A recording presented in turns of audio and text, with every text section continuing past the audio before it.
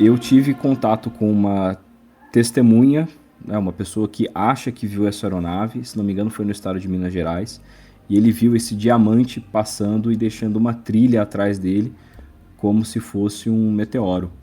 Então ele viu chamas ali em volta desse objeto, como se fosse um meteoro mesmo. Então a gente sabe que o ar em volta dele estava se aquecendo, porque ele estava muito rápido.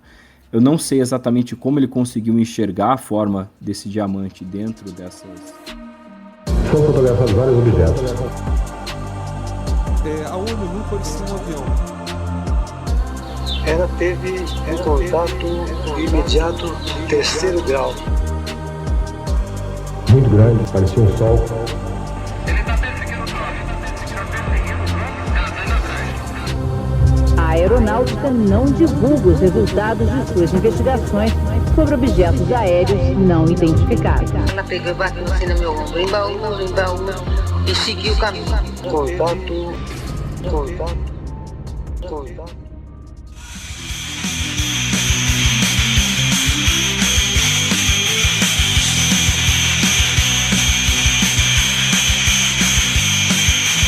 Numa sociedade de caos e confusão, onde as almas gritam por libertação, eu me levanto com raiva no olhar, um cachorro louco pronto pra atacar.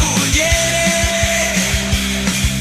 No mundo de porrada e violência, eu sou o rei da resistência. Chutes e socos, sem piedade vou lutar, um cachorro louco não vou me calar. Não vou me calar, é isso mesmo, contatado e contatada. Eu sou Vinícius Martins, mas pode me chamar de Vini. Esse é o seu podcast, O Contato. E lá, em Jabotica Louco, Gustavo Cornacchione. Como é que você tá, Guto? Ou quem é Guto? Bom dia, boa tarde, boa noite. Eu tô muito bem, cara. Eu tô muito bem porque acabamos de ouvir aí uma expressão de velho aqui, esse rock pauleira.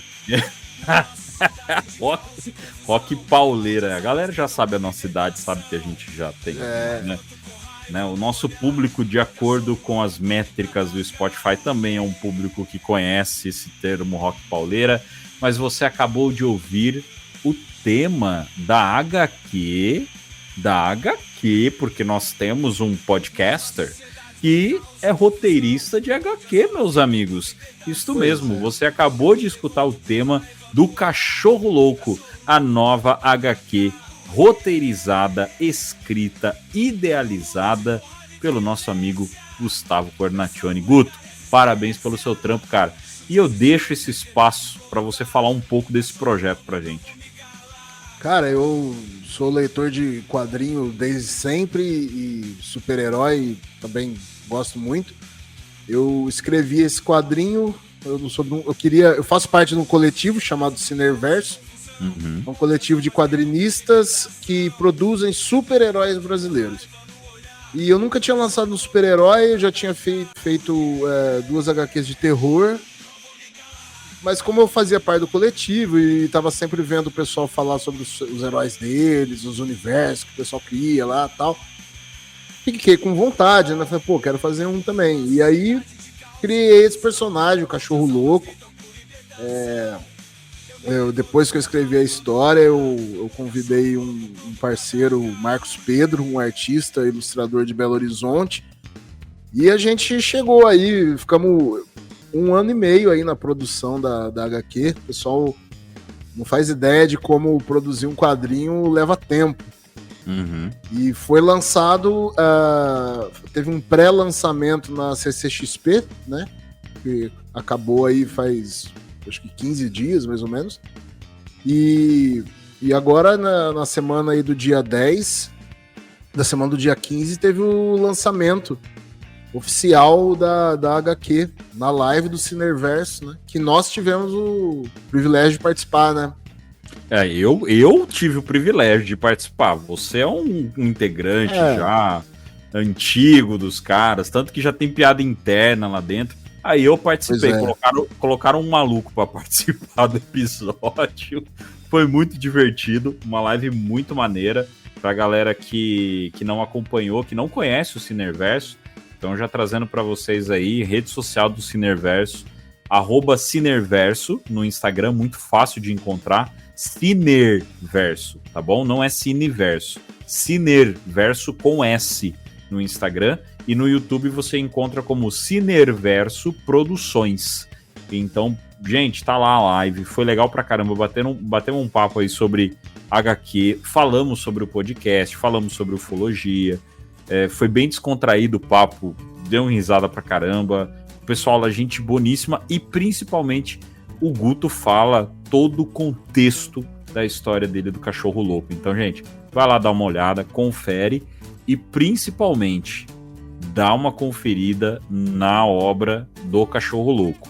Porque se a música já chamou a tua atenção, imagina o que é a obra. A arte é maravilhosa, tá certo? O Marcos Pedro manda muito bem. O Marcos Pedro faz um trabalho muito bonito. Teve todo o trabalho, ele conta um pouco da história disso também na live. Então vai lá na live que tá no YouTube do Cinerverso, beleza? Cinerverso Produções, repetindo mais uma vez, para você poder entender um pouco do contexto da HQ do nosso apresentador aqui, meu amigo de Jabotica Louco. Hoje é louco como o Cachorro Louco. Cara, show demais. Fora que a música, né, que foi criada pelo Big Mal. Ô Guto, fala, você ficou emocionado, cara, na hora que você esperava isso? Não esperava, fui pego de surpresa lá, cara. O Big Mal é membro do Cinerverso, é um dos caras mais bem-humorados que eu já vi na vida. E ele de vez ele nunca começa as lives, ele tá sempre assistindo, aí ele sobe no meio e chega com uma surpresa. Aí chegou com a música ali, ninguém nem sabia disso, cara. E, putz, eu fiquei emocionado, foi demais. Show de bola. Guto, e como que o pessoal consegue encontrar essa HQ?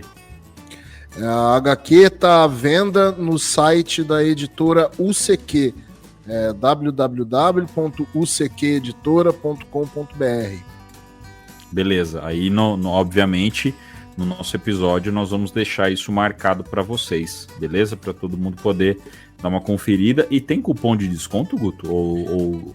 Tem cupom de desconto, 10% de desconto com o cupom Cinerverso 4 anos. Show. E desconto é o que o brasileiro gosta. Sim, bom, gente, a primeira palavra que todo brasileiro aprende a falar é desconto. Desconto, exatamente. Então, se você quer ouvir um pouco mais sobre essa história, vá lá na live do Cinerverso e aproveite. É uma live de 2 horas com um papo muito maneiro. Fizemos um papo com o Hugo Máximo, mandando um abraço pro Hugo, que cedeu pra gente aí esse espaço, que deu essa moral pra gente. O Rodrigo Pi, é Rodrigo Pi, o Guto? Piê, né? Piê. Que é conterrâneo meu. Daí de Americana. Hoje em dia ele mora em Praia Grande, né? Isso. Descobrimos que é conterrâneo meu, gosta muito aqui de Americana, que talvez está vindo pra cá. Pode ser que eu conheça ele antes que o Guto. Pessoalmente, sim. Exato. E se mostrou um cara muito interessado por ufologia, né, Guto? Com certeza vai... Essa galera do Cinerverso com certeza aparecerá com ele. O Cinerverso, ele faz live toda quinta-feira, o Cinerverso Clube. E já teve 2 lives sobre ufologia lá ao longo do... Faz 2 anos que a gente tá fazendo live, né? Já teve uma live por ano, pelo menos, sobre ufologia. Fora que já tá marcada de 2024. Já foi marcada com a nossa presença. E provavelmente vai ser algo que vocês ficarão sabendo aqui. Beleza, rapaziada? Então... Legal pra caramba, projeto maneiro, Cinerverso, Cachorro Louco pra vocês aqui no podcast O Contato. Guto, parabéns mais uma vez, cara. Obrigado. Bom, vamos lá, dando agora os nossos agradecimentos. Mais uma vez, mandando um abraço pro Hugo Máximo, pro Rodrigo Piê, pro Big Mal, que criou a música, e pro Marcos Pedro, que fez toda a arte aí do Cachorro Louco, e pra todo mundo que participou da live também, beleza? E agora eu quero agradecer, Guto. Eu fiquei sabendo há um tempo atrás, estava eu num churrasco, e um primo meu, o André, falou pra mim, ele falou, rapaz, você não acredita. Sabe quem gosta muito de vocês? E a gente estava ainda no nosso 3º episódio, cara. 3º, 4º episódio. E aí ele falou assim, a minha mãe gosta muito do assunto e tem ouvido vocês. Eu nunca conversei com ela, mas já ganhou meu já ganhou o meu carinho. Então, um grande abraço para Adriana. Não vou chamar de dona, porque eu sei que eu posso tomar porrada depois. Né? Então, um abraço para Adriana, que vem acompanhando a gente aí. Ele falou que ela tá maratonando tudo, que gosta do assunto da ufologia, que não tá perdendo nenhum episódio. Então, um grande abraço para Adriana. Espero logo encontrar a mãe do André, que me deixou muito feliz mesmo, de saber que o nosso projeto está chegando em pessoas que não faziam parte do nosso círculo ali só de amigos, né? E já tá chegando num outro ponto. E teve mais gente que mandou abraço pra gente aí, né, Guto? Que merece um abraço legal e que deu um feedback maneiro pra gente, né? Sim, eu falei com a Gabriela aqui de Sertãozinho. Gabriela, se você estiver ouvindo aí, um abração, um beijo, muito obrigado. A Gabriela deu um feedback muito positivo pra gente. E Sertãozinho é vizinha aqui da minha cidade. Eu sou de Jabuticabal. Minha filha nasce em março em Sertãozinho. Olha só. Em março, então, vocês sabem que tem churrasco em Sertãozinho e Jabuticabal depois. Aí ela disse que maratonou os episódios, tá gostando demais, mandou um abração pra gente. Então, tá aí o registro, Gabriela. Obrigado pela audiência, pelo carinho. Legal, deixa eu botar um abraço aqui que não estava na pauta pro Rodrigo F. Foi assim que ele se identificou. Ele mandou mensagem pra gente no Spotify, mandou mensagem pra gente no Instagram. Ele é de Macaé. Tô mandando um abraço pra ele também. Mandou uma mensagem. Rodrigo. Ele quer que a gente fala do Coronel Felipe Corso, cara. Isso, com certeza, tem que falar. E foi citado nesse episódio. Não falamos sobre ele somente, mas já foi citado nesse episódio. Coronel Felipe Corso, que é também um nome importante aí da ufologia, muito importante na questão do caso Roswell. Vamos falar sobre ele em algum momento, sim, meu caro Rodrigo, e muito obrigado pelo seu recado, pela sua participação. E agora, Guto, esse é especial. Foi talvez o responsável por esses 2 episódios que tivemos seguidos, sobre todo o artigo do Condorman, né? O pessoal agora vai acompanhar a segunda parte desse papo com o Eduardo Oliveira do Podcast X. Ficou fantástico o episódio, tá certo? E o Flávio, lá do grupo dos apoiadores do Rony Vernet, o Flávio que veio com esse artigo do Condorman pra gente, né? Ele que trouxe o artigo e aí nós tomamos conhecimento do artigo, começamos a ler, estudar, ele passou para todo mundo e aí outro já pegou e traduziu e nisso chegamos nesses 2 episódios. Então, o Flávio, um grande abraço para você, cara. O Flávio que tá passando por um ano bem desafiador, por vários motivos, já foi convidado para participar com a gente, e aí por todas as particularidades dele, ele não consegue participar, mas já falou que assim que puder, ele vai participar. E dando uma força maior ainda pro Flávio, o Flávio é músico, gente. Músico. Um baita músico. Músico daqueles de respeito mesmo. Tem um projeto de power metal, daqueles, né, metal do bom mesmo ali, né? Que é o Stratosphere Project, que é justamente uma banda de metal. Na verdade, é um projeto onde ele traz vários artistas ali. E recentemente ele lançou um álbum e tá tendo toda uma questão dos melhores do ano. Pra ele, olha aí essa fera, bicho. Eita, melhores do ano, Tá aí nos melhores do ano da Mariucci Team, tá? Da revista Mariucci. Então você encontra o Stratosphere Project no Instagram, como Stratosphere Project, Stratosphere em inglês, beleza? Então PH Project, beleza? Então, pra galera que manja já do inglês, tá fácil. Então, @Stratosphere Project. E é legal que as músicas, né, a temática delas é toda sobre ufologia, conspiração, alienígenas. Isso, os astros, o universo e tal. Então é bem legal o projeto dele, beleza, gente? Então dá essa moral pro Flávio aí, que contribui muito para esses 2 episódios. Infelizmente não pôde participar com a gente, mas fez esse projeto maravilhoso esse ano. O álbum desse ano ficou animal. Então dá essa moral para ele, vai lá nos melhores do ano, tá na página deles, no link da bio deles lá, e você pode entrar, curtir tudo, né, votar lá no Stratosphere Project, em tudo que você vê o nome deles lá, vota, e para dar essa moral para ele, beleza? Para dar essa força legal, que é um cara gente boa, inteligentíssimo, manja muito do assunto, e assim que ele puder, ele vai estar aqui com a gente. Tá certo, Guto? É isso aí, né? Isso aí. Beleza. Agora, passando para vocês para agradecer geral. Passamos de 1.300 plays no Spotify em 45 dias de podcast. É algo que estamos extremamente felizes. Os números não param de subir. Na semana de Como diria Gil Brother Away, em memória, né? É uma embriaguez de sucesso. Isso tudo é uma embriaguez de sucesso.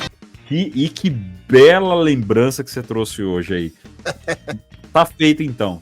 Em memória a Gil Brother Away, que fez parte da infância de muitos que estão escutando, né? Esse episódio é dedicado ao Away, porque é uma viagem, meu amigo, é uma viagem Gil Brother Away.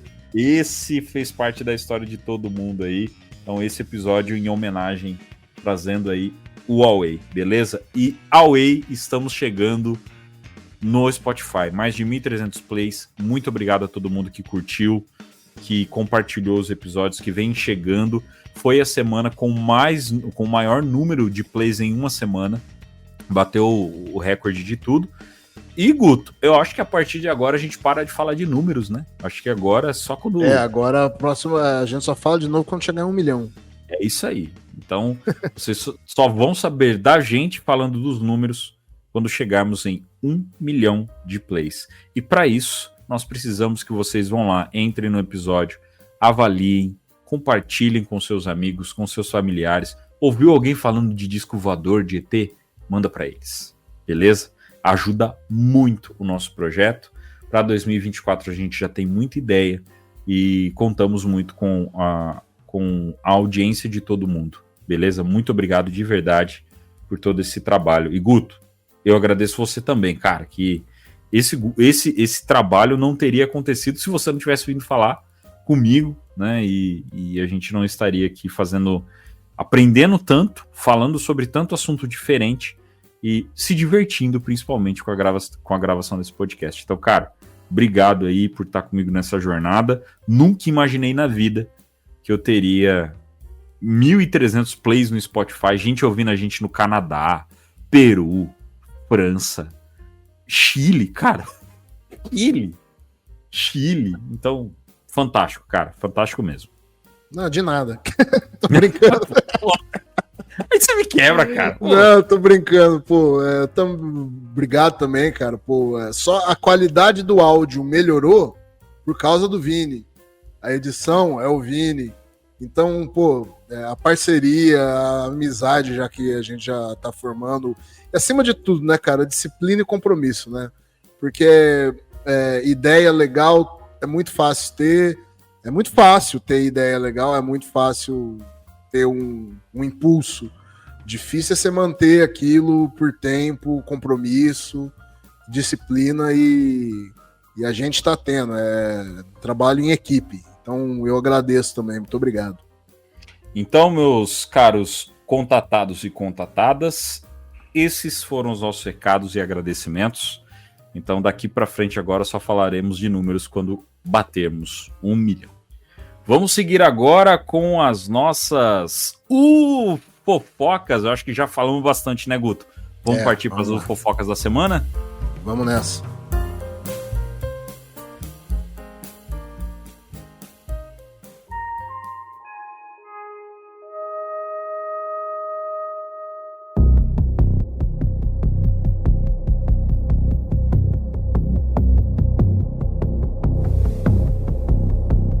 Jornal Fofocas. Será que iniciaram o plano B? Depois da emenda Schumer ser totalmente desfigurada na NDAA de 2024, o denunciante David Grush, na mesma semana, deu 2 longas entrevistas ao canal News Nation e ao jornalista Tucker Carlson, no antigo Twitter. Tucker tem mais de 10 milhões de seguidores na plataforma. Nas entrevistas, Grush tem sido muito enfático em como o Congresso se acovardou diante da emenda Schumer, diz que outros denunciantes trarão mais informações e lembra que o presidente ainda pode, por conta própria, tomar atitudes que encaminhem o disclosure. Além disso, logo após a emenda Schumer cair, uma entrevista gravada em junho por Ross Coulthard com o Dr. Gary Nolan foi ao ar no canal News Nation. Na entrevista, Nolan afirma categoricamente que, abre aspas, não estamos sozinhos. Temos materiais recuperados, temos corpos recuperados, fecha aspas. Ele foi procurado pela CIA para fazer análises. Outros países, como China e Rússia, também têm seus programas de recuperação e engenharia. Ao ser perguntado qual o nível de certeza dele nessas afirmações, respondeu ter 100% de certeza. Vale lembrar que Dr. Gary Nolan é um dos mais respeitados imunologistas do mundo, sendo indicado ao Nobel de Medicina. Enquanto isso, o boato levantado pelo jornalista australiano Ross Coulthard em novembro de que o então diretor do ARO, Sean Kirkpatrick, era funcionário do famoso laboratório de Oak Ridge, foi confirmado essa semana pelo Departamento de Energia dos Estados Unidos. Em novembro, após Ross Coulthard demonstrar que o nome de Sean Kirkpatrick figurava nas páginas de funcionários do laboratório, a informação foi negada e a página com o nome do cientista foi derrubada. Agora, porém, ele foi confirmado como chefe de pesquisa de tecnologia da instituição. O laboratório de Oak Ridge foi o berço do Projeto Manhattan e é sempre citado como tendo muita importância na pesquisa sobre supostos OVNIs recuperados, além de servir de inspiração para os laboratórios apresentados na série Stranger Things. Enquanto isso, no Brasil, outra entrevista chamou a atenção. O ufólogo Ubirajara Rodrigues quebrou um silêncio de mais de uma década em entrevista ao canal João Marcelo e Marco Aurélio Leal. Na entrevista, Ubirajara critica duramente a atual ufologia brasileira. Diz que falta critério e trabalho de campo e pesquisa. E diz enxergar a ufologia no Brasil mais como uma religião, baseada na fé em dogmas, do que numa proposta científica. A entrevista polêmica agitou as redes sociais da comunidade ufológica nacional e já vem gerando respostas de ufólogos e entusiastas que não gostaram muito das falas de Ubirajara Rodrigues. Essas foram as notícias do jornal Ufofoca do podcast O Contato.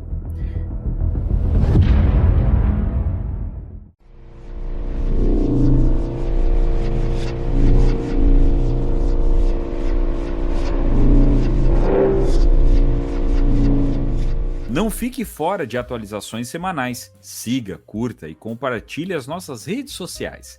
E se tiver alguma ufofoca que quer ver em nosso próximo episódio ou mandar um recado para nossos apresentadores, entre em contato pelo nosso Instagram, @podcastocontato, ou deixe um recado na caixa de mensagem desse episódio. Também siga e acompanhe nosso conteúdo no X, ou no antigo Twitter, onde publicamos as ufofocas mais polêmicas. Só pesquisar por @ocontato_cast e não perca nada. E se quiser enviar um áudio, um texto, um feedback ou sugestão de pauta, também temos o e-mail ocontatopodcast@gmail.com.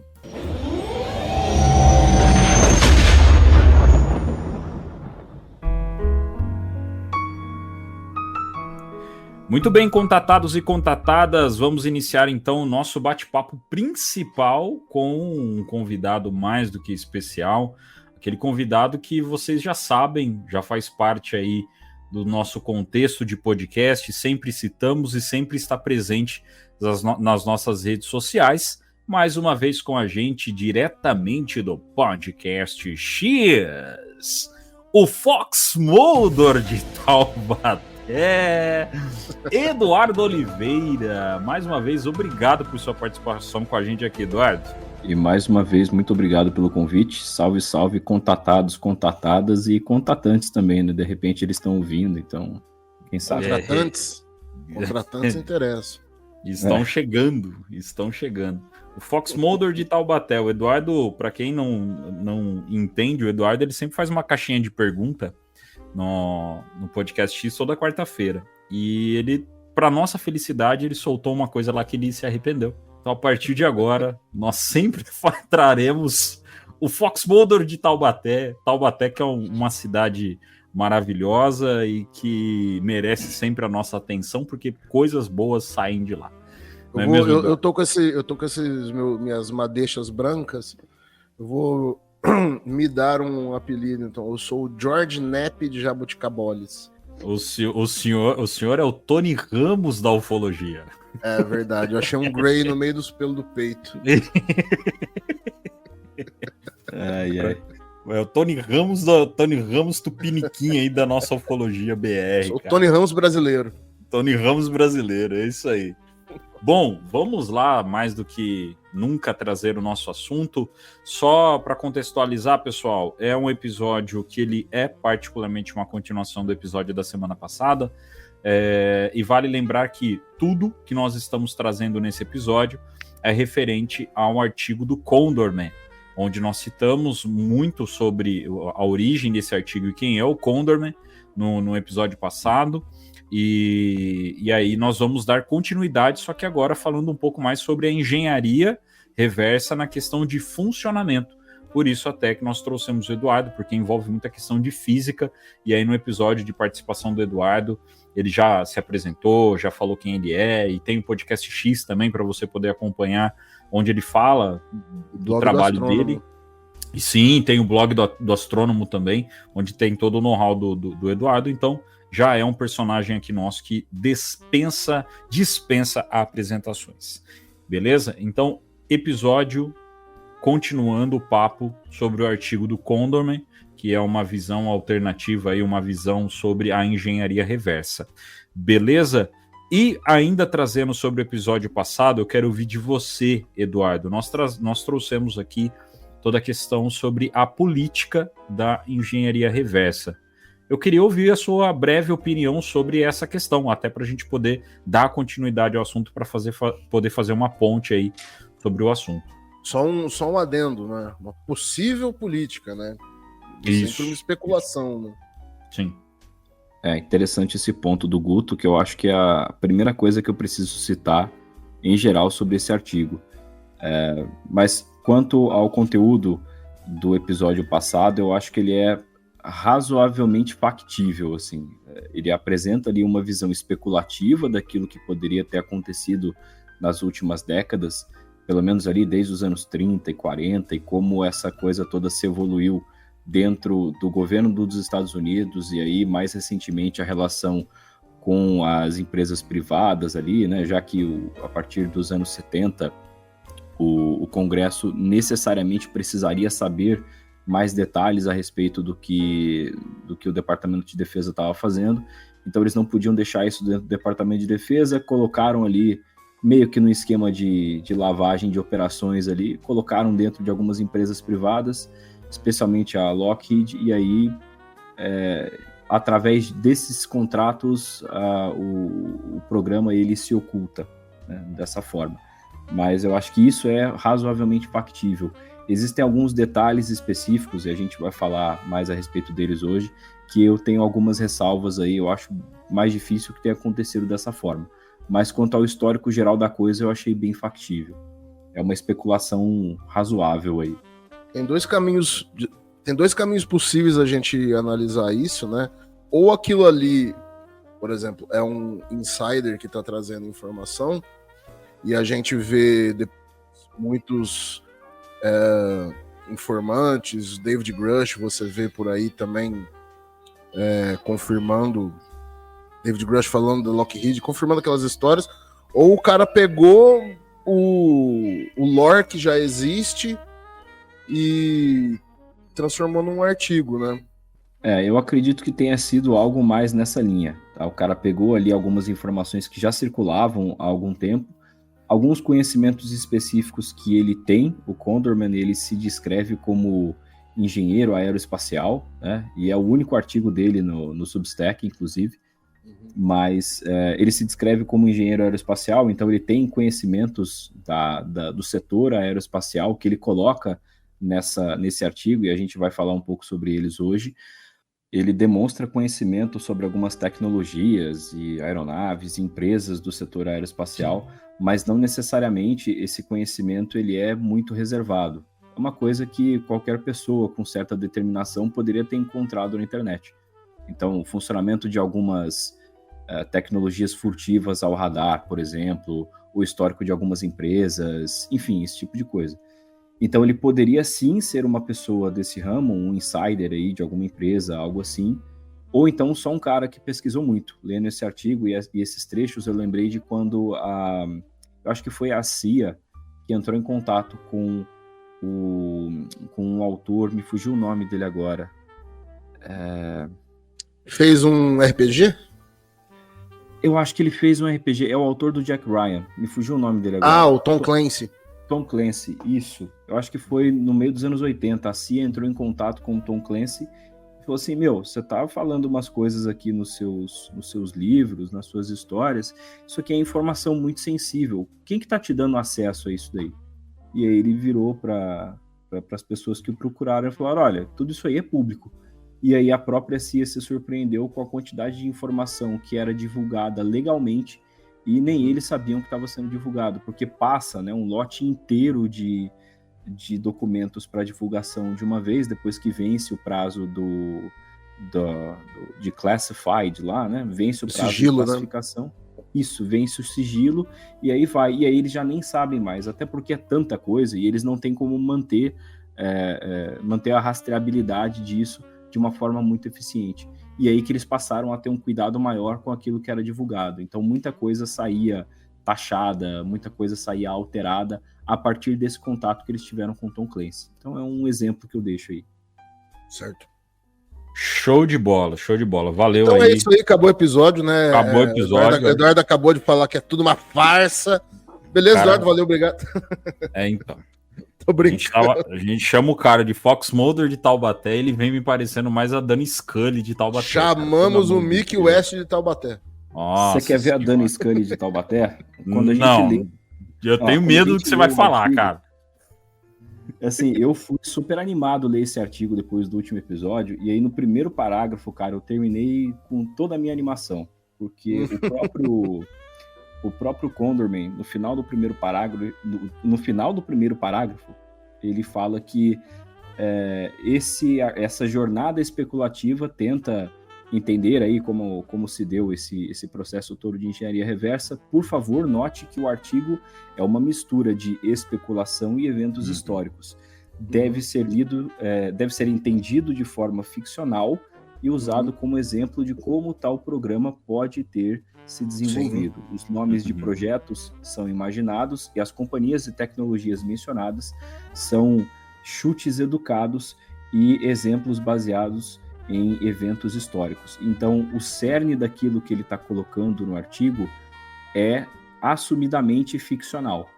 Porém, ele usa informações de eventos históricos reais e algumas tecnologias reais para embasar essa especulação que ele está colocando. Então, sim, ele mesmo afirma que ele não tem uma confirmação positiva das principais alegações que ele está fazendo. Ele acaba sendo quase que um roteiro muito bom até, né? Um roteiro bem legal aí sobre... É uma possibilidade de ficção histórica, ficção, né? É uma ficção muito legal, uma ficção muito bem montada. E é legal o Eduardo trazer isso pra gente, porque, como a gente já disse, a nossa ideia é depois fazer um episódio, um spin-off, lendo esse artigo, porque ele é muito bem escrito e traz algumas informações que pode criar pra gente teoria. É uma teoria de conspiração muito forte ali.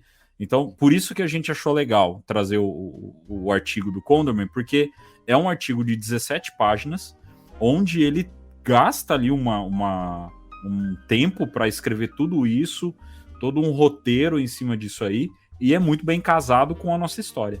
Então, por isso que é legal a gente poder trazer isso. Então, o Eduardo, ele teve essa questão de ser, né, de fazer o papel da Dani Scully, que para quem não conhece o Arquivo X, a Dani Scully é a cética do rolê, né? Mas o próprio Condorman, ele já deixa isso muito claro. Ele já não coloca como uma realidade. E essa a nossa ideia também aqui. É não trazer a realidade, e sim trazer um ponto de vista que pode muito ser debatido, pode muito ser visto, né? Mas a gente tem que tomar muito cuidado para não colocar como verdade e acabar criando ali uma regra que não existe, de algo que não foi confirmado, algo que a gente não tem nenhum tipo de confirmação. Certo, Guto? Certo. Ele traz ali uns...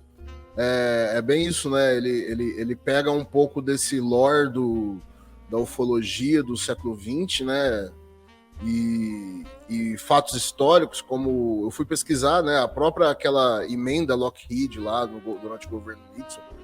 Aquilo ocorreu, teve aquela emenda com empréstimo para Lockheed e tal, mas o texto ele tem que ser analisado como uma hipótese, né? Uma hipótese especulativa ou uma possibilidade ficcional muito boa, mas é aquela coisa, né? Você tem muito do que se denunciantes vem trazendo, por exemplo, o coronel Felipe Corso, né? As falas do Felipe Corso, as coisas que ele fala, você consegue encaixar ali no texto, entendeu? No artigo.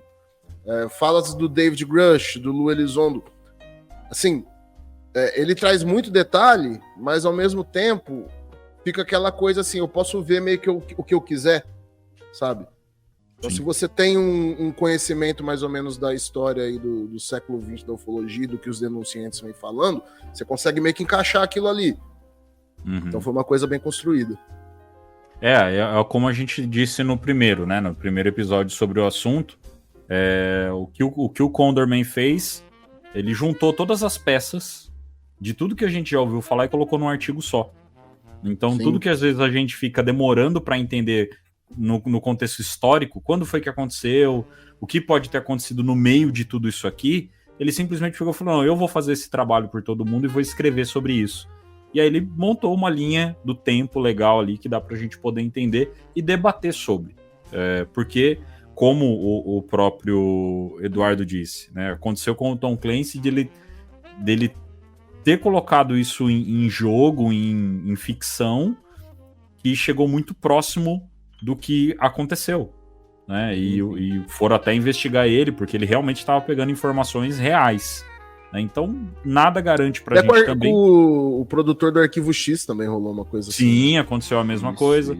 E nada garante pra gente que o Condorman não tem algumas informações aqui no meio que podem realmente estar batendo de encontro com o que é real. O mesmo acontece com o próprio Tom DeLonge, com os Monstros da Califórnia, que ele coloca ali algumas migalhas para a gente poder entender sobre a experiência dele com o fenômeno. Enfim, beleza? Então, para ficar bem claro para todo mundo que não é uma realidade tudo isso que a gente está falando. É mais uma especulação, porque uma das coisas mais gostosas que tem na ufologia é especular. É a parte de criar hipóteses. Beleza? Partindo então daqui para frente agora, andando com o nosso papo, só trazendo um pouquinho do que a gente falou no episódio passado, agora, né, colocando já o Eduardo na jogada, trazendo essa questão da tecnologia. No episódio passado a gente ainda chegou a citar que na década de 60, tudo que a gente falou da questão da política, teve toda aquela questão de diretorias do projeto, questão de hardware, questão orgânica, enfim, e de tudo da engenharia reversa que foram tentando chegar em alguma coisa, o que andou foi a questão de tecnologia que chegou até a gente até hoje. Então toda a questão de linguagem de informática, questão de linguagem C, C++, sistema operacional, parte de transistores, né? Aquela caramba, de novo vou enroscar nessa palavra, de novo, miniaturização, deixou cara, que diacho de palavra é essa? Deixou o transistor tudo pequeno, enfim, tudo aconteceu ainda na década de 60, final da década de 60, indo para a década de 70, os laboratórios conseguiram envolver, inclusive dizem até que a própria fibra óptica, né, é uma consequência de engenharia reversa, né? Engenharia reversa, fala, isso. Né? Então são algumas coisas aí que a gente teve.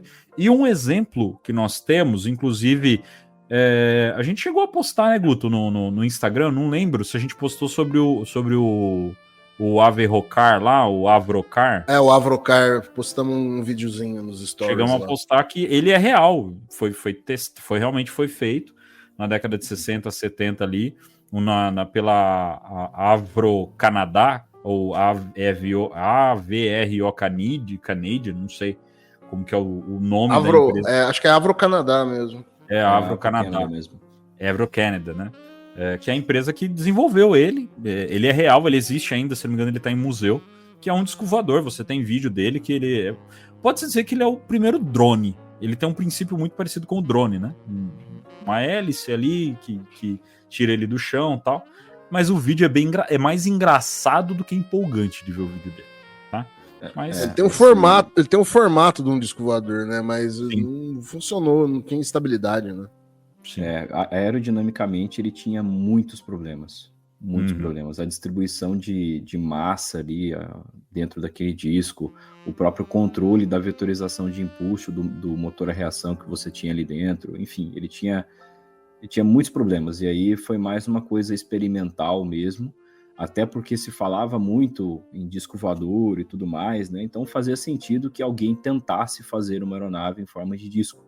E a Avro tentou. Então, para eles ali naquela tentativa ali não houve muito sucesso, embora o artigo do Condorman ele mencione questões técnicas, inclusive, que possam contornar os problemas que a Avro teve, né? E por que você tem algumas naves em forma de disco, em forma de cilindro, em forma de diamante, em forma de triângulo. Ele dá algumas explicações para isso pelo sistema de propulsão, mas ali da forma que a Avro fez realmente não foi muito bem sucedida. Uma coisa interessante dessa época, e eu acho que o Condorman não mencionou isso no artigo, se mencionou, eu acabei deixando passar, porque ele deve ter dado pouca ênfase, mas esse momento aí em que a gente tem o desenvolvimento dessas tecnologias e o começo da entrada de empresas privadas nesse jogo, segundo ele, também é o momento em que a gente tem a saída de muitos engenheiros e alguns cientistas renomados de instituições públicas, por exemplo, a NASA, e indo para essas instituições privadas. Por exemplo, o Wernher von Braun, anos depois do programa Apollo, ele foi para a Fairchild Industries, se não me engano, que é do setor aeronáutico. Eles têm braços ali na eletrônica também, por exemplo, mas, se não me engano, eles que são os fabricantes, na época eram os fabricantes do A-10, Thunderbolt 2, que é aquele avião todo feio lá, que todo mundo já viu que ele foi projetado na época da Guerra Fria para atacar colunas de blindados soviéticos. Então é um avião que foi criado em volta de uma arma, né? Não é que se colocou a arma para ser carregado no avião. Não, o avião foi construído para carregar uma arma específica. Foi uma das empresas que teria participado desse projeto. E o Von Braun saiu para ir para essa empresa. Então, ele era o principal engenheiro até o programa Apollo, pelo menos. Ele era principalmente aeroespacial da NASA e vários outros ali que vieram da Europa depois do final da Segunda Guerra. Mas essas mentes começaram a sair do governo e entrar nas empresas privadas mais ou menos nessa época aí. Então, se o que o Condorman traz é real, essas pessoas também tiveram, provavelmente, né, eu imagino, a oportunidade de ter contato com essas tecnologias recuperadas e tentado fazer a engenharia reversa eles também, porque era onde eles estavam naquela época. E também seria mais um motivo para o governo fazer isso. Pô, eu estou perdendo os maiores cérebros que eu tenho, eu preciso que essa tecnologia vá para onde eles vão. Então uma coisa acaba puxando a outra. Então, no artigo do Condorman, ele fala isso indiretamente, ou melhor, ele fala isso, mas por outro lado, digamos, ou ele sugere uma outra proposta, né? Ele diz que quando houve a cessão, né, do controle do projeto, ou da operação do projeto de engenharia reversa para as empresas, um dos critérios para que as empresas pudessem receber, principalmente a Lockheed, né? Mas para que as empresas pudessem receber esses artefatos e e uma das preocupações do conselho lá dos 12 conselheiros seria manter algum tipo de controle, né, mesmo que estivesse na mão das empresas. Então, um dos critérios foi que pessoas já envolvidas nas pesquisas anteriormente, né, cientistas já envolvidos anteriormente, fossem contratados e entrassem nessas empresas. Não estou falando que foi assim, estou falando que assim, o artigo do Condorman fala de certa forma isso que o Eduardo está falando, mas como dizendo que isso não teria partido dos próprios cientistas, né? Que isso aí foi uma maneira do projeto, dos antigos donos do projeto, que era o Estado, né, o Departamento de Defesa, manter algum tipo de controle.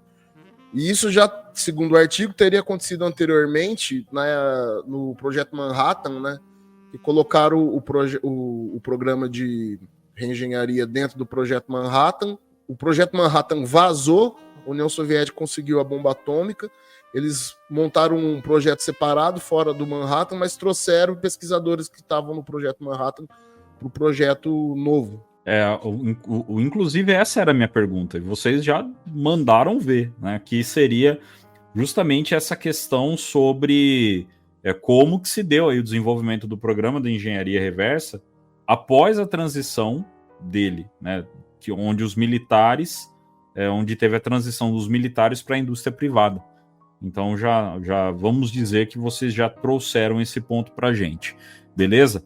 Agora partindo para um outro ponto, qual que foi nessa época, qual que teria sido o grande evento, segundo o artigo do Condorman, que trouxe, que mudou todo esse contexto da engenharia reversa naquela época? Bom, dentro do artigo, né, lembrando mais uma vez que esse artigo ele pega situações que são conhecidas dentro do folclore da ufologia, do lore ufológico, né? Ele diz que a grande virada foi no episódio de Rendlesham, né? Da floresta de Rendlesham, quando em 1980, quando eles teriam recuperado mais um objeto, e esse objeto, na queda, ele foi danificado e eles tinham acesso ao interior do objeto, né? E agora que a questão vai ficando mais interessante, e eu tenho várias perguntas para fazer para o Eduardo a respeito disso,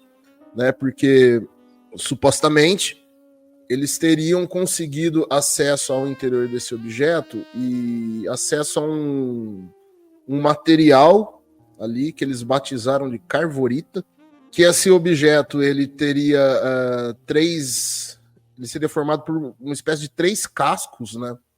O casco exterior e o casco interior, eles não conseguiram entender o funcionamento, mas no casco do meio, entre os dois, eles encontraram essa substância que tinha uma viscosa, meio lembrando a viscosidade, a densidade de mercúrio, preta, e que teria relação com... Agora vou passar a bola para o Eduardo, né?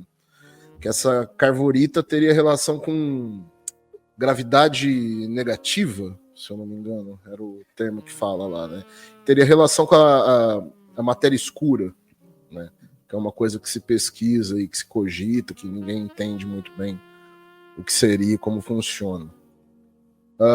Que aí, depois de terem encontrado essa substância, essa carvorita, eles entenderam que aquilo ali fazia parte do sistema de propulsão, teriam buscado esse material em outros objetos recuperados que eles já tinham, recuperado alguma quantidade deles, percebido que eles não conseguiriam criar, copiar, duplicar aquela tecnologia, porque eles não tinham entendido como era aqueles funcionamento de tudo aquilo lá, da própria propulsão.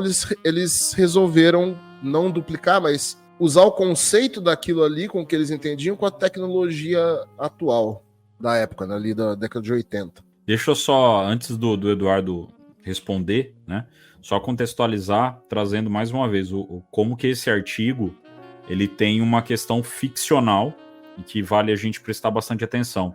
A carvorita ou cavorite também, que é um outro termo que, se você pesquisar como cavorite, você encontra até um artigo sobre alguns textos sobre ele na internet. O cavorite, ele é um elemento criado, o nome cavorite, teoricamente é um elemento criado por H.G. Wells, no romance dos primeiros Homens da Lua, né? Em 1901. 1901, ali na obra dele, foi onde veio o termo do cavorite. Então, o Condorman, ele usa esse termo cavorite para dar o nome a um elemento que pode ser o responsável pela movimentação das naves. Beleza? Agora, isso é um nome que ele baseou, né, para dar... Isso.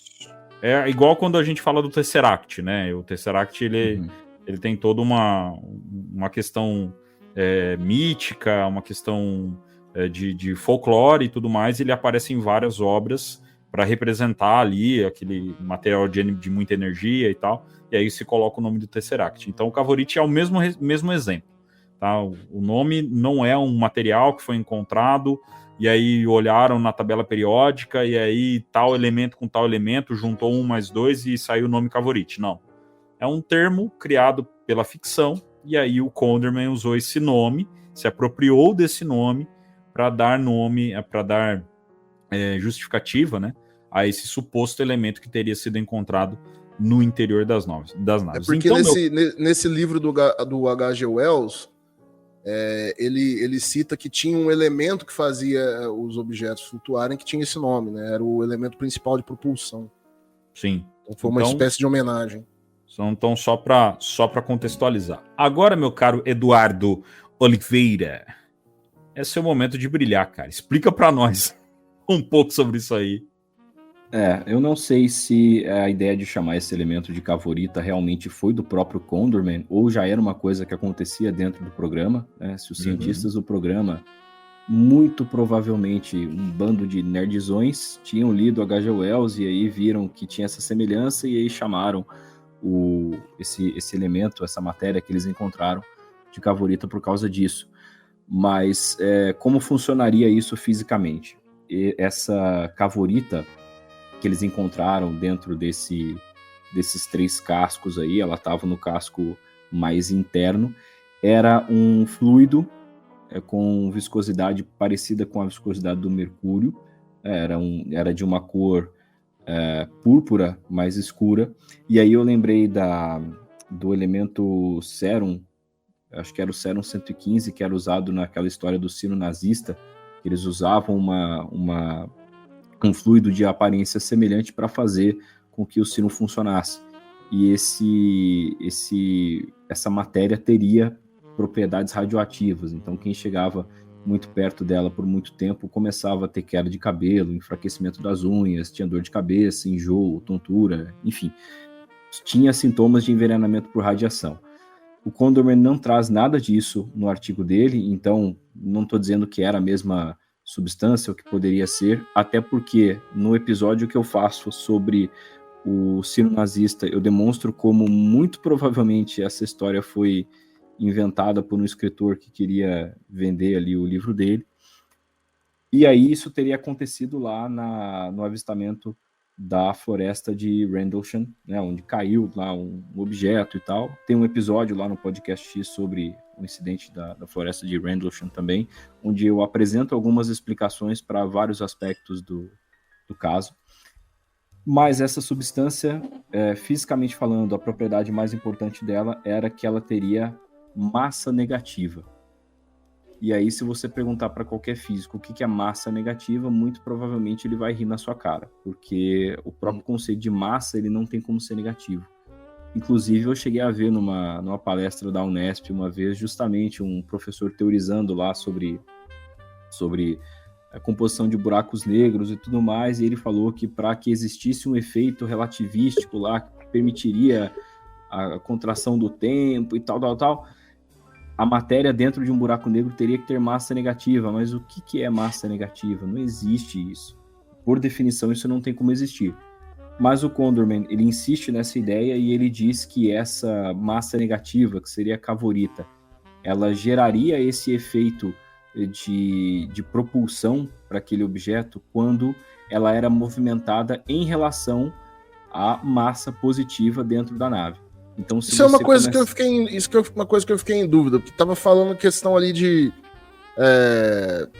a massa positiva, por exemplo, o efeito dela na gravidade seria atrair, a massa negativa seria repelir, e aí uma em relação à outra ia gerar movimento, mas isso não ia neutralizar o movimento? Uma puxando para um lado, outra puxando para o outro? Foi o que eu pensei também, isso não vai neutralizar, desde que uma massa seja maior do que a outra, você tem um movimento. Sim. Entendeu? Só que aí a gente entra numa questão fundamental da gravidade, que é a seguinte: a gravidade, ela é uma das 4 forças primordiais do universo. A gente tem a gravidade, a gente tem o eletromagnetismo, então os fenômenos de eletricidade e de magnetismo não acontecem separadamente, eles sempre acontecem juntos, na força do eletromagnetismo, e as forças nucleares, forte e fraca, que regem as interações das partículas no núcleo atômico e entre o núcleo e a eletrosfera, onde ficam os elétrons em volta do núcleo de um átomo. Então essas são as 4 forças. A gravidade, ela não é uma força que tem polaridades. O eletromagnetismo, ele é polarizado, você tem uma carga positiva e uma carga negativa. A gravidade não é assim, ela só pode atrair, ponto. Não existe como você repelir alguma coisa usando uma antigravidade. Pelo menos fisicamente, inclusive de forma teórica, isso nem é possível. Não faz sentido um universo em que isso aconteça. A gente tem, por exemplo, a expansão do universo de forma geral, e é uma coisa contraintuitiva, porque se o universo tem massa dentro dele, essa massa deveria se atrair e o universo deveria, com o passar do tempo, se contrair, certo? Mas existe uma força, uma energia escura, que faz com que o universo continue se expandindo. E pelo que a gente entende hoje, a expansão do universo ela ainda está se acelerando. Ele está se expandindo cada vez mais rápido. Isso se deve por conta da matéria escura. Mas até onde a gente sabe também, a matéria escura não tem nenhuma relação com a gravidade. A gravidade ela continua agindo no universo normalmente, e a matéria escura talvez seja algo que tenha origem fora das nossas dimensões de universo, as dimensões que a gente experimenta. É possível que ela tenha, aí a gente começa a viajar muito, mas é possível que a a energia escura seja gerada por algo fora do universo que a gente consegue perceber. Assim como a matéria escura também. A matéria escura e a energia escura são coisas diferentes e que, apesar do nome, não têm relação entre si. A gente usa o termo escuro só para a gente dizer que isso é um mistério para a gente. A energia escura faz com que o universo continue se expandindo. A matéria escura cria efeitos gravitacionais sem a presença de matéria comum. Então é uma matéria, só que eu não consigo interagir com ela de forma alguma. A gente sabe que ela existe pelos efeitos gravitacionais que ela causa no universo. Existe matéria escura, muito provavelmente, a toda a nossa volta. Só que ela é indiferente para a gente, ela não causa nenhuma interação significativa com a gente ao longo da nossa vida. Você vai realmente conseguir encontrar matéria escura em regiões mais afastadas de galáxias, por exemplo, onde o seu efeito gravitacional é mais sentido. São regiões que têm pouquíssimas estrelas, então tem pouquíssima matéria convencional, e a partir daí a matéria escura então passa a ser mais importante do que a matéria convencional em termos gravitacionais. Então, quando ele fala... Não, desculpa, continua. Não, só para fechar, quando ele fala então de antigravidade ou de massa negativa, é um conceito físico que não faz sentido. Tá? Então essa seria cientificamente a parte em que ele realmente dá uma viajada, e a partir daí então ele desenvolve a teoria de propulsão desses objetos. Como que esses objetos fariam isso? Você tem massa convencional, né, positiva, digamos assim, que se movimenta em relação a essa cavorita dentro do objeto. E aí, para onde a massa positiva está, o objeto vai. Como que eles fizeram isso? Eles precisavam movimentar, então, essa massa em relação à cavorita. Eles preferiram manter a cavorita confinada dentro de um reservatório, por exemplo, dentro do objeto, e aí usar água, um fluido, para que fosse bombeado em direções diferentes em relação à cavorita. E aí, então, o objeto poderia ser propulsado. A água acabava sendo meio que tipo uma espécie de volante do negócio? Tipo, eu quero ir para frente, eu jogo água mais para aquele, segundo, pelo que eu lembro do exemplo do diagrama que ele mostrou, por exemplo, aqueles objetos triangulares, digamos assim, teria colocado três compostos assim, tipo de cavorita com uma matéria positiva ali na frente, cavorita com matéria negativa nos dois pontos do triângulo ali de trás. Então, se quiser ir para frente, eu bombeava lá para frente. Funcionava meio assim, segundo o artigo dele? Era mais ou menos assim. E aí eles usavam vários dispositivos desses dentro da nave para ter estabilidade nas manobras. Então, a mesma coisa que você colocar... pensa aí no foguete da SpaceX, um Falcon 9. Ele tem 9 motores no primeiro estágio. Você pode criar uma vetorização do empuxo desse estágio inteiro, diminuindo ou aumentando a potência de motores específicos. Então eu quero que o meu foguete faça, ele se oriente um pouco mais para uma direção. Aquele lado precisa ter menos empuxo do que o outro, para que o outro possa subir, certo? Então a gente pode diminuir um pouco a potência dos motores daquele lado, para que o outro lado tenha mais potência e suba. Então a cavorita distribuída junto com a água dentro desse objeto faria isso. Eles não colocavam em um ponto só, porque isso tornava a estabilidade um problema muito grande.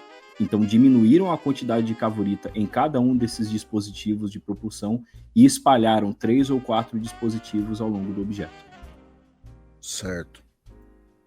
Meu amigo. Toma essa aula, Vinícius. Toma essa aula aí, essa aula na cabeça aí. Só pra ficar esperto. Gente, ó, eu acho que depois dessa eu poderia terminar o podcast. Na boa. Não, mas tem mais pergunta. Tem muita pergunta ainda, mas... Eu tenho pergunta pra fazer aqui. Só essa aula do Eduardo aí já foi... Vai surgindo pergunta que nem tava escrita. Já foi o suficiente, porque... foi uma você lendo o artigo, a gente não consegue entender 100% dessa forma, tá? Então, pô, Eduardo agora deu aula mesmo. O bicho agora deu aula pra caramba, tá? Só lembrando que o Eduardo é professor de física, pra quem não lembra desse detalhe, tá? Então, deu aula pra caramba. Acho que agora ficou claro. Agora ficou extremamente provado que ele dá aula de física. Diga, Guto. Não, eu queria perguntar pro Eduardo, assim... por exemplo, ele falou que a antigravidade não é nos conceitos da física atual, assim, é uma coisa impossível, mas ao mesmo tempo, principalmente dentro do meio especulativo, ufológico, você vai ouvir o pessoal falando de pesquisas de antigravidade e tudo mais, tem todo um lore em volta disso, né, cara? E assim, o quanto disso pode ser real ou não? E eu não tô falando o quanto disso de a antigravidade em si, tô falando o quanto disso de estarem pesquisando, estarem procurando em universidades, físicos que falam aí sobre isso, ou é uma coisa que o pessoal, tipo, nem vou perder tempo com isso aqui? Eu acho que aí a gente tem um pouco de tudo. Primeiro, quando a gente considera a origem dessas especulações, assim, que seria um programa governamental e também com participação de empresas privadas para pesquisar objetos estranhos que são vistos no espaço aéreo, blá, blá, blá. Cara, essa parte para mim é 100% plausível. Então, quando uma força aérea de um país grande diz que não pesquisa esse tipo de coisa, que não investe na pesquisa de avistamentos estranhos e tal, das duas uma, ou ela está mentindo ou ela não está fazendo o trabalho dela, porque é função de uma força aérea assegurar o espaço aéreo ali do seu país. Então, se esses fenômenos acontecem e não tem como negar que eles acontecem, essa força aérea precisa pesquisar isso. Então, esse primeiro passo que existe para a gente começar a digerir as coisas que tem nesse artigo do Condorman, a gente não tem como negar, tá? Depois, já no campo mais acadêmico, se existem pessoas que pesquisam isso e tal, se existem é de forma muito tímida, porque para muita gente dentro desse ambiente, acho que eu comentei isso no episódio que eu participei também, a partir do momento que você fala qualquer coisa que possa ser ligada remotamente à ufologia, cara, a conversa acaba ali. para muita gente considerada séria dentro desse ramo. Embora você tenha aí espalhados pelo mundo os Avi Loebs da vida, que acham isso interessante, que estão dispostos a pesquisar e tal, eu acho que são muito poucos, tá? Mas trazendo já para o campo da física teórica, você tem, de certa forma, uma pesquisa que poderia se relacionar com a ideia de antigravidade e tal, só é que sempre que se tenta desenvolver matemática nessa área, essa ideia não se valida, sabe? É relativamente fácil, inclusive, e é um dos exercícios de cursos de física por aí, especialmente de bacharelado, você demonstrar que a gravidade não pode ter repulsão. Se demonstra isso matematicamente em aulas acho que da Unesp, eu não lembro se era Física 2 ou era Cálculo 2. Então, assim, no segundo ano do curso, o aluno já sabe matematicamente que não tem como a gravidade repelir as coisas. Não é como o eletromagnetismo, que tem um polo negativo e um polo positivo. Todo ímã tem um polo norte e um polo sul, independente de quantas vezes você quebre o ímã, independente de quantos pedaços de metal você coloque naquele ímã para ele ficar maior. Faz parte da natureza dele, né? É da natureza dele. Assim como é da natureza da gravidade não repelir as coisas, apenas atraí-la. Então, esse é o grande ponto científico que eu tenho ressalvas aí nesse artigo do Condorman. É mais ou menos como aquela ideia de energia em ponto zero. Nunca houve nenhuma confirmação teórica ou mesmo prática dentro da academia a respeito daquilo. Aquilo Você pode explicar para a gente mais detalhadamente o que é a energia em ponto zero? A ideia da energia semicondutor? Então, a ideia da energia em ponto zero, ela seria como se fosse uma antigravidade. É o que faz com que um objeto desses, ele tenha a sua força-peso, e aí algumas pessoas dizem que é por causa da massa, outras pessoas dizem que é por causa de um efeito gravitacional, enfim, mas a ideia é que a força-peso desse objeto possa ser até anulada e ele possa flutuar sem nenhum tipo de atração gravitacional. Ele não sofre a gravidade da Terra, por exemplo, se ele estiver na atmosfera ou em órbita, enfim. E aí ele consegue se mover livremente. Isso seria usado por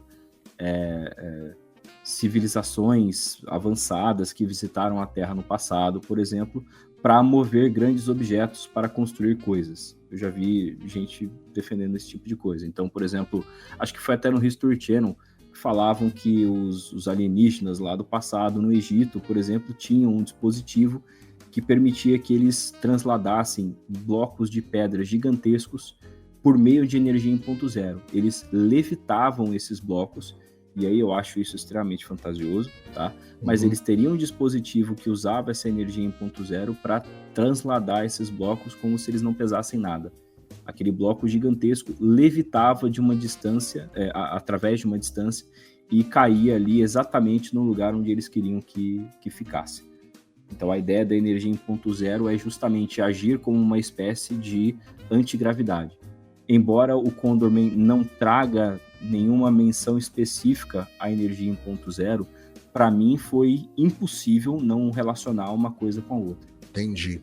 Pessoal defensores aí das teorias dos alienígenas do passado, e quando mistura com texto bíblico também, fala muito da questão da Arca da Aliança, que também seria uma espécie de máquina, ou sei lá o que, aí com energia em ponto zero. Já vi isso também.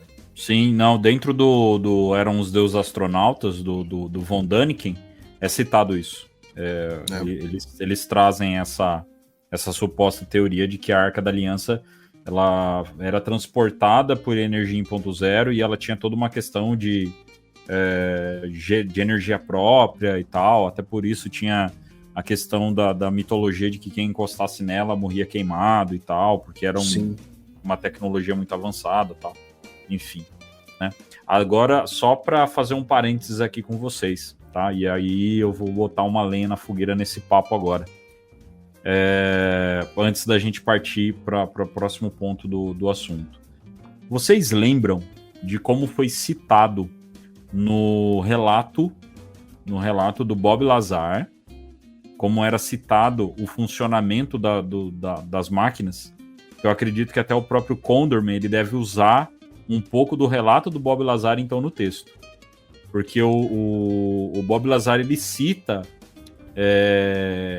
ferramentas, controles ali que pareciam com coisas como tipo galão d'água. E a gente tem, no caso do Nilson Pátero, onde foi citado também, né, que quando ele foi abduzido, ele chegou a ver 3 galões, tipo galão d'água, bebedouro, né, tipo bebedouro d'água, que ficavam posicionados no interior da máquina e que faziam parte do controle da nave. Então, como o texto do Condorman ele é baseado aí em relatos, em estudo de textos e tudo mais, a gente consegue pegar de onde ele teria tirado essa ideia do hidrograve, né, que é assim que eles chamam, que ele acaba trazendo no artigo dele o termo hidrograve, que é esse funcionamento com água e a cavorita e tudo mais, né?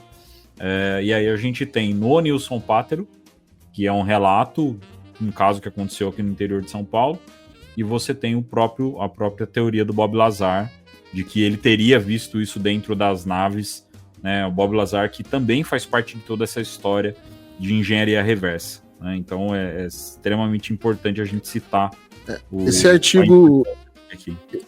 artigo do Condorman, você pode ver que assim o caso, por exemplo, dos Majestic 12 e de Roswell, isso aí foi o principal pesquisador disso aí foi o Stanton Friedman, né? Uhum. Então, assim, ele já lançou bastante livro e defendeu bastante essas histórias. Foi quem pesquisou mais a fundo, tanto o Majestic 12 quanto o caso Roswell.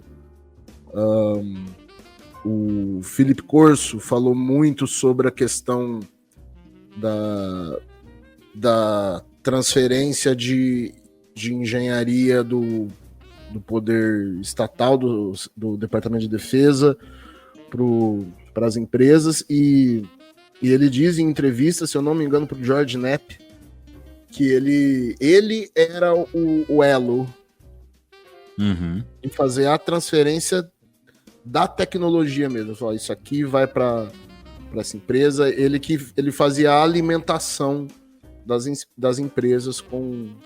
Ele era a peça que fazia as engrenagens rodar. Isso, ele era o encarregado de pegar isso aqui e entregar para eles lá. E, por exemplo, o Bob Lazar tem... Então, assim, você vê que o artigo dele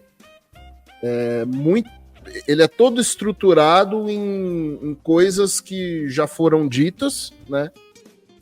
O Philip Corso, ele focou nesse assunto, o Stanton Friedman o Bob Lazar falou daquilo, o David Grush falou daquilo, o Luiz... Então ele pegou tudo isso e escreveu um texto único, né?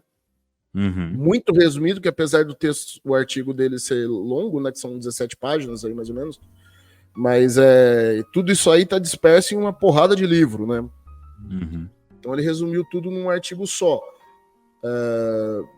Muita coisa, como eu falei, tá aí em outros livros. Essas partes aí do funcionamento do hidrograve e tal, isso foi novo para mim. Nesse artigo eu não tinha... Conhecia coisas assim que o Bob Lazar falou, do caso do Nilson Pátero mesmo, como você falou e tal, mas essa explicação eu não sei se isso ele tirou da cabeça dele ou se ele pegou isso de alguma fonte, de algum lugar. Eu não tô por fonte, eu não quero dizer um informante que ninguém sabe, não, se alguém já escreveu algum livro a respeito disso. Até porque o artigo do Condorman, ele não tem as fontes, né? Ele não tem não tem bibliografia. Não tem bibliografia, então não dá pra gente saber de onde foi que ele tirou.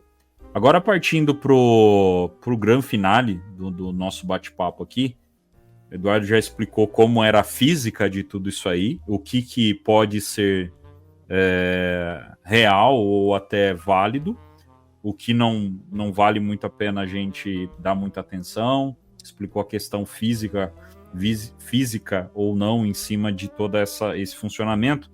Acho que é válido a gente trazer agora a questão do que foi feito, certo? Das máquinas que foram feitas. Inclusive, no episódio passado, a gente chegou a citar que uma dessas máquinas quase colocou todo o projeto a perder, porque elas começaram a ser testadas.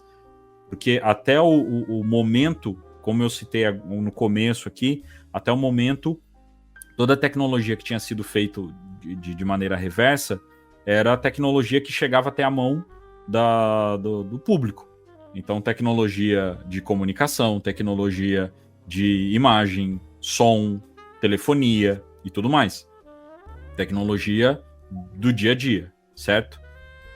Mas chegou uma hora que as coisas começaram a dar certo para a propulsão, para o sistema de propulsão. Então, máquinas começaram a voar, certo? E aí nós tivemos alguns experimentos que duraram anos. Duraram anos. Não foi uma vez só, não foi algo que voou uma única vez. Inclusive, trazendo mais uma vez o Bob Lazar. Então, eu acho muito legal que a gente não tem o Bob Lazar muito explícito, né? Não tem ele dentro do artigo do Condorman, mas eu acho que a gente começa a trazer uma das principais fontes desse artigo dele, deve sim ter sido os depoimentos do Bob Lazar, onde ele traz justamente os testes que eram realizados, né? E ele cita essa questão, o Bob Lazar nos depoimentos dele, ele fala quando os testes aconteciam, que foi justamente assim que ele mostrou para outras pessoas, onde ele levou as pessoas lá para ver um dos testes, e aí o pessoal viu objetos voando de forma diferente e tudo mais. Ele levou o John Lear para ver. Né? Sim, e aí você começa a ter toda a questão com o Bob Lazar, então já casa dentro do artigo do Condorman. Tá? Então, quais foram, Guto, e aí eu gostaria que né, alguns desses testes, quais foram alguns deles que eu acho que chegou até o conhecimento do público, porque as pessoas viram, mas até o momento eram casos ufológicos totalmente tratados como extraterrestres. Mas agora são casos que a gente, de repente, pode começar a tratar como processos de testes de engenharia reversa.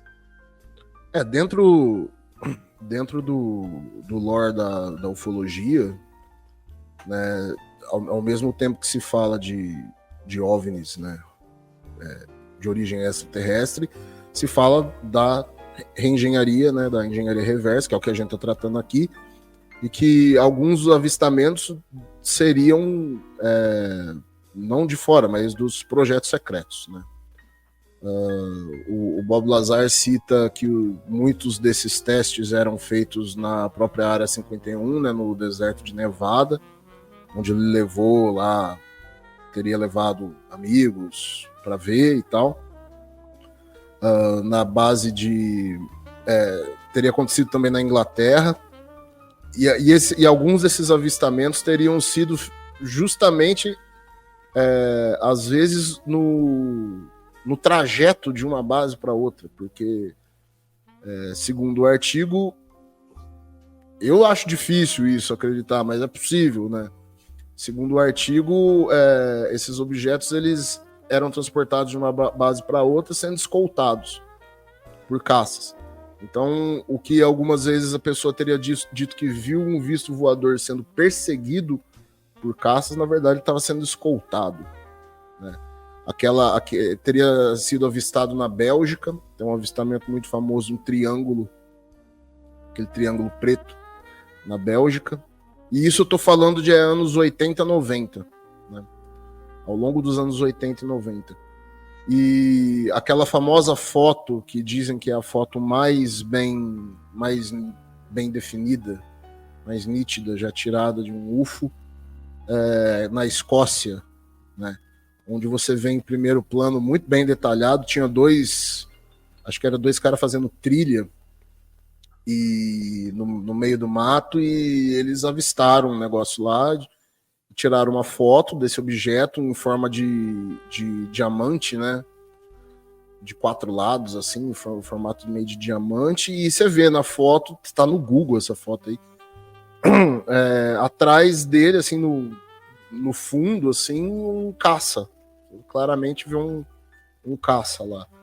E a história dessa foto também é toda cheia de controvérsia, porque ela teria sido entregue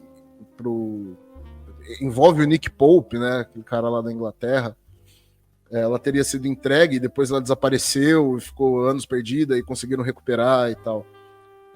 Que eu me lembre, são os 3 casos mais famosos, assim, de onde essas aeronaves teriam sido vistas, né? Essas aeronaves teriam sido produzidas pela Lockheed e pela Northrop, que são 2 empresas de aviação militar, né?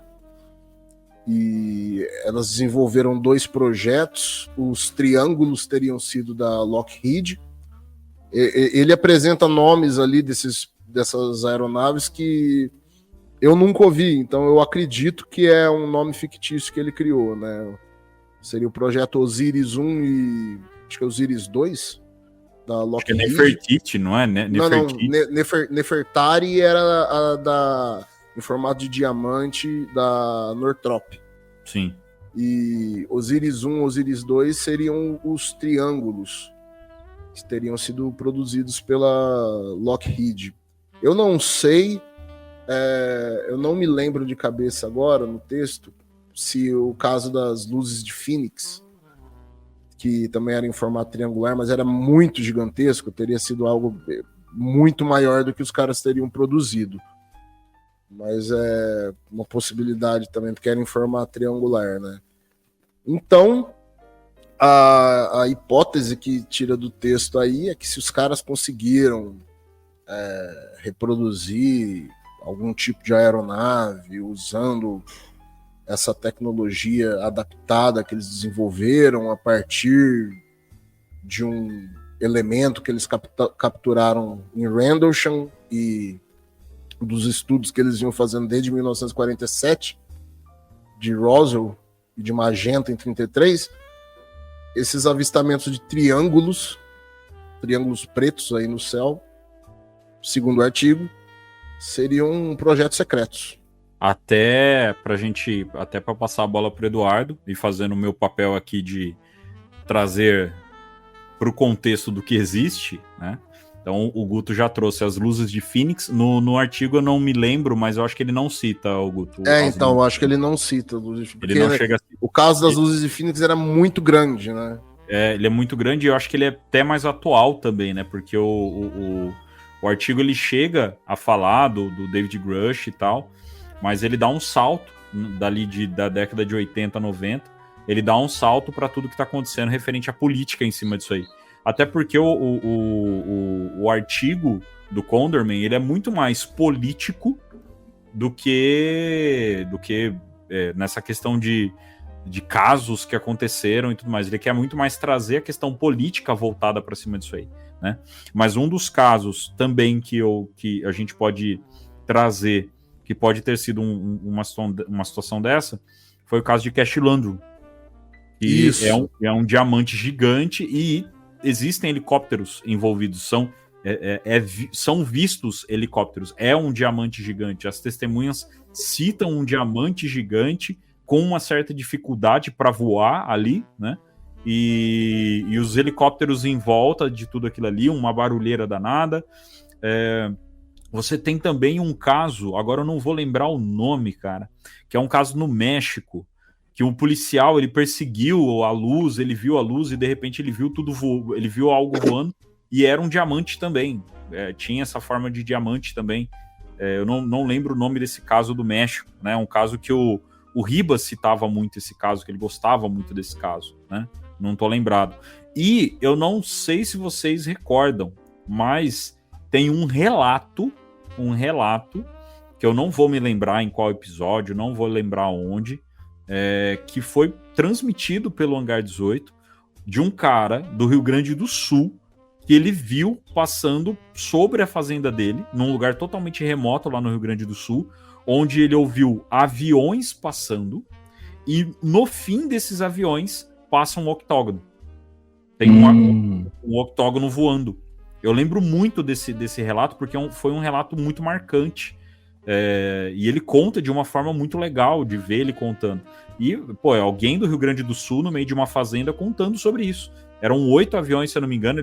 Ele falava que passa 1, passa 2, passa 3. E aí, no último, era um octógono gigante passando sobre eles. né? E, para finalizar, nós tivemos os OVNIs abatidos no começo do ano, e no meio dos relatos desses OVNIs abatidos, um deles tinha o formato de octógono.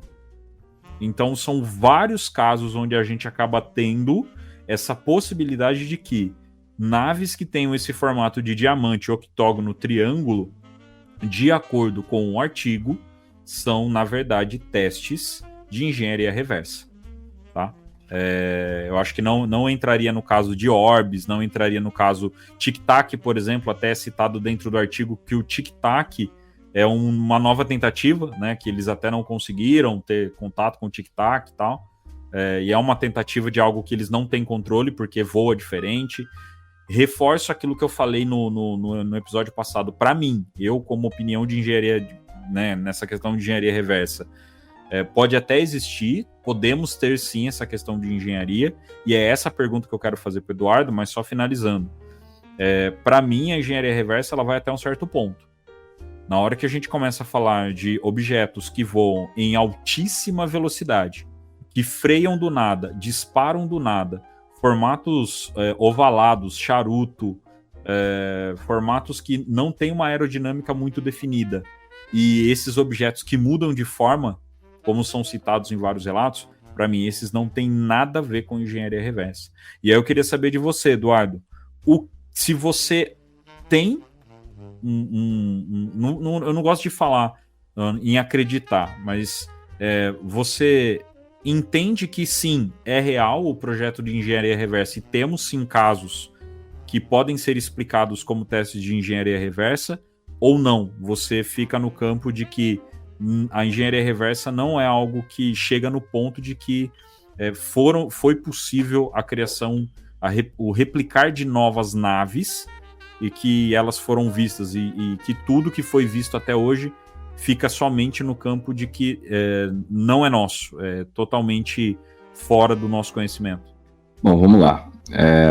Primeiro, partindo da suposição de que os principais pontos que o Condorman traz no artigo, de que existe esse programa, ele se desenrolou organizacionalmente ou politicamente dessa forma, eu diria que sim, né, considerando que isso é real, eu diria que sim, muitos casos são, na verdade, projetos secretos nossos. E, de fato, muitos avistamentos de OVNIs, especialmente nos Estados Unidos, são explicados por aeronaves militares experimentais. Por exemplo, vários relatos de triângulos e diamantes, especificamente, no final dos anos 80, da metade dos anos 80 para frente, até o começo dos anos 90, eles eram, na verdade, uma aeronave furtiva, a primeira aeronave furtiva ao radar, pelo menos publicamente, que era o Nighthawk, o F-117A, que inclusive é citado pelo Condorman no artigo dele, quando ele fala sobre a furtividade ao radar. Então, mesmo essa furtividade ao radar teria sido uma das áreas da aviação militar que foi desenvolvida através desse programa, com um estudo de formas novas para essas aeronaves e para materiais novos que absorveriam as ondas de rádio que vêm do radar que está tentando te detectar. Então, faz total sentido que algumas desses casos aí de avistamentos sejam, sim, projetos secretos nossos. E, de fato, alguns foram. Se esse projeto de engenharia reversa chegou ao ponto de realmente fazer voos, inclusive algumas dessas aeronaves eram empregadas operacionalmente em missões de reconhecimento. Isso ele deixa claro que acho que tem um trecho que ele menciona que se a América tivesse uma dúzia dessas aeronaves operacionais, não existiria missão de reconhecimento no mundo que eles não poderiam fazer, porque ela é furtiva ao radar, ela tem uma aparência absurdamente bizarra, qualquer pessoa que veja aquilo não vai imaginar que aquilo é dos Estados Unidos, vai achar que é alienígena. Pô, ótimo, cumpriu muito a minha função. E ele fala também brevemente sobre a furtividade no espectro infravermelho e também na luz visível. Alguns desses materiais aí poderiam dar até a aparência de uma nave translúcida ou algo assim. Então, sim, é plenamente plausível. Nesse artigo, quando fala sobre as naves em forma de diamante, o Condorman fala que essas naves aí, ele chamou de Nefertari, elas seriam a causa de alguns avistamentos da suposta aeronave hipersônica Aurora, que seria lá uma nave que os Estados Unidos desenvolveram secretamente, que seria hipersônica, né? Viajaria acima de 5 vezes a velocidade do som e seria usada para fazer operações secretas no exterior. Eu tive contato com uma testemunha, né, uma pessoa que acha que viu essa aeronave, se não me engano foi no estado de Minas Gerais, e ele viu esse diamante passando e deixando uma trilha atrás dele, como se fosse um meteoro. Então ele viu chamas ali em volta desse objeto, como se fosse um meteoro mesmo. Então a gente sabe que o ar em volta dele estava se aquecendo, porque ele estava muito rápido. Eu não sei exatamente como ele conseguiu enxergar a forma desse diamante dentro dessas chamas, mas ele me disse que tinha certeza a respeito disso e que acreditava que era essa aeronave Aurora que ele tinha visto. Segundo ponto, cara, seria o rolê da minha vida ser convidado pelo Bob Lazar para ver luzes estranhas em cima da Área 51 e depois ser escoltado pelos militares para bem longe dali, com fuzis apontados pra gente, né? Ia ser muito rolê bom. aleatório, né? Rolê aleatório máximo esse aí. O Ronaldinho Gaúcho dentro da Exato. van, sabe? Eu ia falar isso. Ronaldinho Gaúcho estava lá, dentro da Certeza. nave. E aí, assim, esses avistamentos sobre a Área 51, com certeza eram de aeronaves experimentais. Se elas tinham tecnologia que vinham de programas de engenharia reversa desses objetos, bom, supondo que isso realmente aconteceu, para mim não tem dúvida.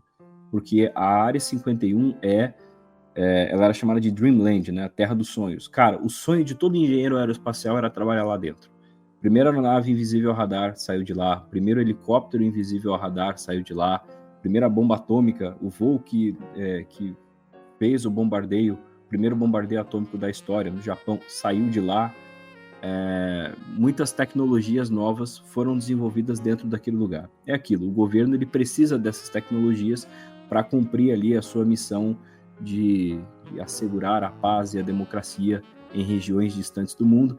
Então ele paga para que as empresas tenham uma estrutura ali dentro e ele fornece a segurança ali e tal, e essas empresas podem desenvolver essas tecnologias para que o governo use depois.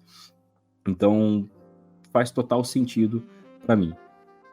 O segundo ponto mais viajante, fisicamente falando, do artigo do Condorman é justamente a questão das manobras que esses objetos poderiam fazer, porque esses objetos seriam tripulados. Essas aeronaves que foram desenvolvidas dentro desse programa de engenharia reversa, as naves Osiris, Ramsés, Nefertari, que ele cita ali, que tinham formas de triângulo ou de diamante, elas eram tripuladas. Tinha um piloto humano que fazia esses voos de reconhecimento.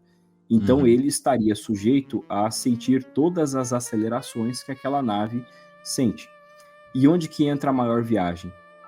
No caso, né, a segunda maior viagem aí do Condorman dentro da física. É que esse material de massa negativa, essa cavorita, quando operada dessa forma, ela criava efeitos relativísticos que alteravam a passagem do tempo e da própria noção de gravidade dentro da nave. E isso fazia com que aquele piloto que estava dentro da nave não sentisse de forma tão drástica as acelerações das manobras da nave. Então, a gente tem, por exemplo, na noite oficial dos OVNIs, objetos que chegaram a cerca de 15 mil quilômetros por hora em poucos segundos. Cara, qualquer ser humano seria morto instantaneamente numa manobra dessas. Sim. Porém, se uma nave dessas realizasse uma dessas manobras, o piloto estaria seguro lá dentro, porque os efeitos relativísticos sentidos na operação da cavorita fariam com que a passagem do tempo dentro da nave fosse um pouco diferente e que a sensação de gravidade também fosse diferente. Então ficaria em condições plenamente aceitáveis para esse piloto. Só que essa parte da relatividade, primeiro, ela é de uma compreensão um pouco mais difícil, e eu não esperaria que um leigo fosse muito longe dentro dessa explicação, tá? Ele não desenvolve muito isso dentro do texto. Na verdade, ele só menciona, põe uma figura ali, e eu não duvido que se a gente tivesse a oportunidade de elaborar isso matematicamente, muito provavelmente isso não faria sentido. Tá? Então é por isso que é a segunda viagem. Primeiro é a questão da massa negativa, que fisicamente não faz sentido nenhum. Segundo, a questão da relatividade, que ele traz aí, mas a gente não tem um desenvolvimento matemático realmente para dizer que, olha, realmente a relatividade faz isso no movimento da nave. Até porque para a gente sentir efeitos relativísticos, a gente precisa estar a velocidades muito mais próximas à da luz. E aí a gente não tem isso dentro dessas naves aí.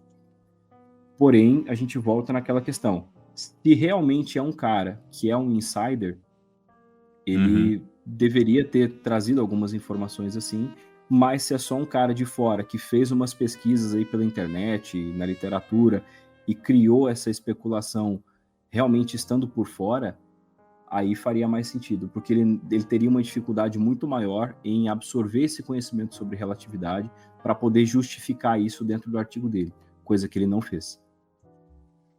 Perfeitíssimo, nosso caro Eduardo Oliveira. Mais uma vez, mandando muito bem. Acho que podemos dar por encerrado esse papo, né, Guto? Sim. Foi uma baita aula aqui do Eduardo pra gente. O artigo, no fim das contas, ele serviu como uma boa âncora pra gente passar sobre vários assuntos, né? Não, dá pra entender muita coisa sobre o artigo. Então, assim, ouvinte, não é que o artigo, então não vale de nada. Não é bem assim. É um artigo que ele traz muita ideia, muita teoria, e junta algumas pecinhas que às vezes faltavam pra gente poder tentar entender algumas coisas que estão acontecendo.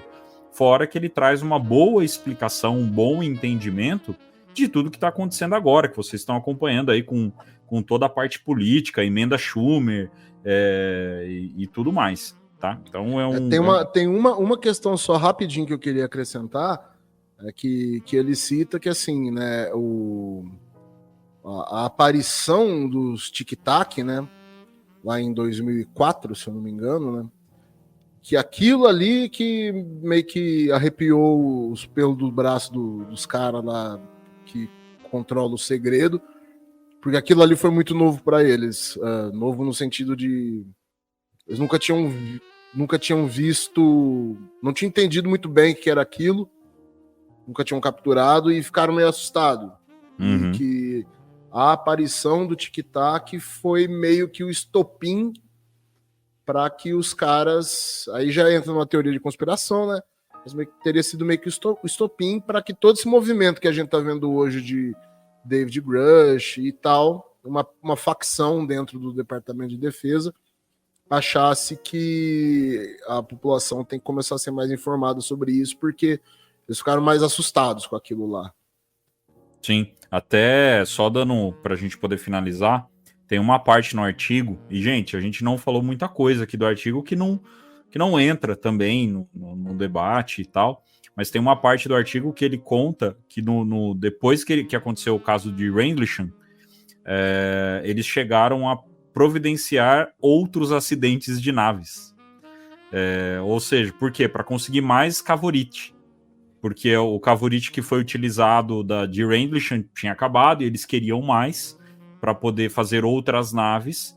E aí eles ficaram caçando, por exemplo, as orbes, que a gente acaba vendo muito vídeo de orbe e tudo mais.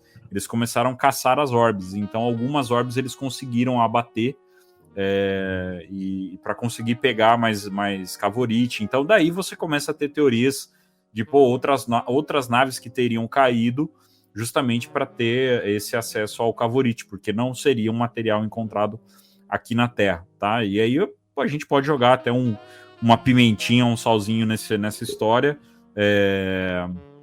Varginha, por exemplo, que começa com a história de uma possível nave que caiu e tudo mais, só que ninguém nunca viu restos dessa nave, não foi igual Roswell, né, onde você tem pessoa vendo o resto de nave e tal, mas teria sido uma possível nave que caiu, e os Estados Unidos já sabia, porque talvez seria uma dessas naves que foram abatidas para recuperar Cavorite, tá bom? Então, só para a gente botar uma pimenta nessa história.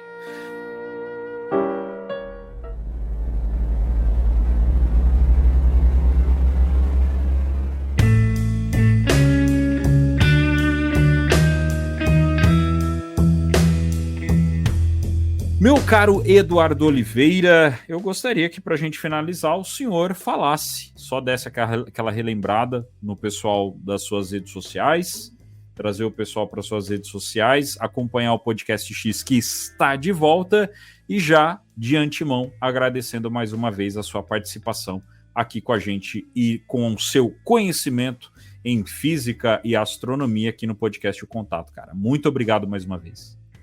Eu que agradeço o convite. É sempre um prazer inenarrável estar reunido, mesmo que remotamente, com cavalheiros de trato tão fino para falar a respeito desses assuntos.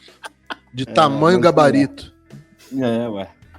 Bom, Podcast X nas redes sociais, @podcastxbr, especialmente no Instagram. No YouTube também, pode buscar lá, @podcastxbr, e o meu Instagram de astronomia, @blog do astrônomo. Alguns conceitos que eu trouxe aqui hoje sobre matéria escura e energia escura estão em alguns posts lá, para quem se interessar, tá? Para quem tem a intenção de ler esse artigo, e eu super recomendo que, se você se interessa por esse assunto, você leia, por favor, tome cuidado com tradutores automáticos. Eu testei o tradutor do Google, testei um outro tradutor que eu uso de vez em quando também como dicionário, que é o DeepL, e eu peguei alguns erros de tradução, assim, bem específicos, porque como ele menciona coisas específicas aí de aviação, instituições do governo e tal, ele acaba fazendo alguns erros de tradução. E aí, para você fazer a pesquisa depois, pode te atrapalhar um pouco. Mas é isso, gente. Qualquer coisa eu estou à disposição, só acionar que eu corro para cá. Show de bola, Eduardo. Muito obrigado. Meu caro Guto Coronaccioni, considerações finais? Não, né? Excelente. Excelente. Muito bom. Então, nosso caro ouvinte, esse foi mais um episódio do podcast O Contato. Eu quero agradecer mais uma vez a sua presença, a sua participação aqui com a gente. E nos encontramos, então, no próximo episódio do podcast O Contato. Eu me levanto com raiva no olhar, um cachorro louco pronto pra atacar. No mundo de porrada e violência, eu sou o rei da resistência. Chutes e socos, sem piedade vou lutar. Um cachorro louco, não vou me calar.